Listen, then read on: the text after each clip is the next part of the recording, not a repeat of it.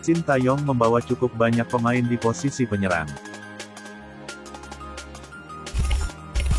Timnas Indonesia U19 untuk kualifikasi Piala Asia U20 2023. Total, pelatih asal Korea Selatan itu membawa 36 pemain untuk pemusatan latihan. Dari 36 nama pemain dalam daftar tersebut, 11 diantaranya merupakan wajah baru. Sebab, mereka sebelumnya tak muncul ketika Timnas Indonesia U19 tampil di Piala AFF U19 2022. Sebagian besar pemain-pemain baru ini berasal dari Persija Jakarta. Sebab, ada 6 pemain muda asal Macan Kemayoran yang dipanggil Timnas Indonesia U19. Sementara itu, Persebaya Surabaya menyumbang 3 pemain baru di dalam daftar ini untuk menemani Marcelino Ferdinand yang sudah menjadi wajah lama di skuad Garuda Muda. Menurut Ketua Umum PSSI, para pemain baru ini akan mulai mengikuti latihan perdana yang dipimpin oleh Sintayong di Jakarta mulai tanggal 25 Agustus hingga tanggal 6 September tahun 2022. Nah, dari sekian jumlah nama yang dipanggil, ada 5 penyerang ganas yang dibawa oleh Sintayong. Siapa saja mereka? Berikut ulasannya. 1. Ronaldo Kuate. Pengalaman Ronaldo Kuate sudah tidak perlu diragukan lagi. Di usianya yang masih belia, dia sudah mencicipi atmosfer liga profesional hingga timnas senior. Kualitas sesungguhnya dari pemain milik Madura United ini tentu diharapkan terlihat lebih ganas di kualifikasi Piala Asia U20 2023. 2. Ricky Pratama. Belum tampil memuaskan di Piala AFF U19 2022 lalu, pemain PSM Makassar ini kembali dipanggil oleh Sintayong untuk mengisi lini depan.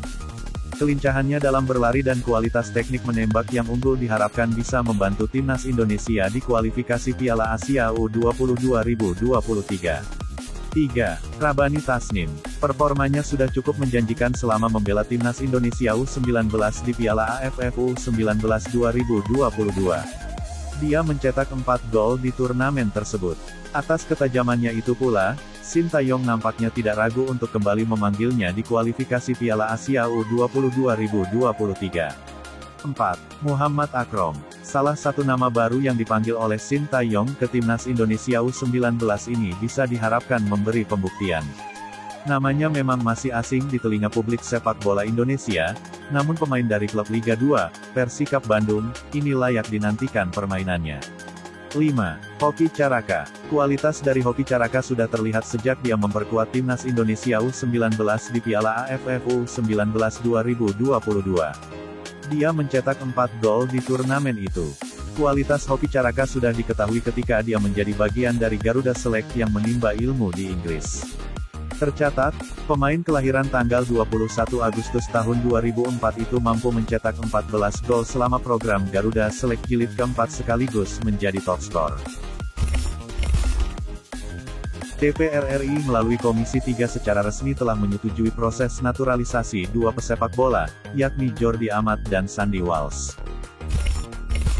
Keputusan itu adalah hasil dari rapat kerja Komisi 3 DPR RI bersama Menteri Pemuda dan Olahraga, Wakil Menteri Hukum dan HAM, dan PSSI. Rapat kerja tersebut berlangsung selama kurang lebih 90 menit di Komplek Parlemen, Jakarta, pada Senin tanggal 29 Agustus tahun 2022 pagi. Tujuan dari rapat kerja itu adalah meninjau permohonan pertimbangan proses naturalisasi Jordi Amat dan Sandy Walsh untuk menjadi warga negara Indonesia. Jordi Amat dan Sandy Walsh terlihat menyempatkan hadir dalam rapat kerja Komisi 3 DPR RI itu meskipun via daring atau online. Dalam satu momen, Jordi Amat dan Sandy Walsh secara bergantian sempat mengucapkan 5 sila Pancasila dengan sangat fasih.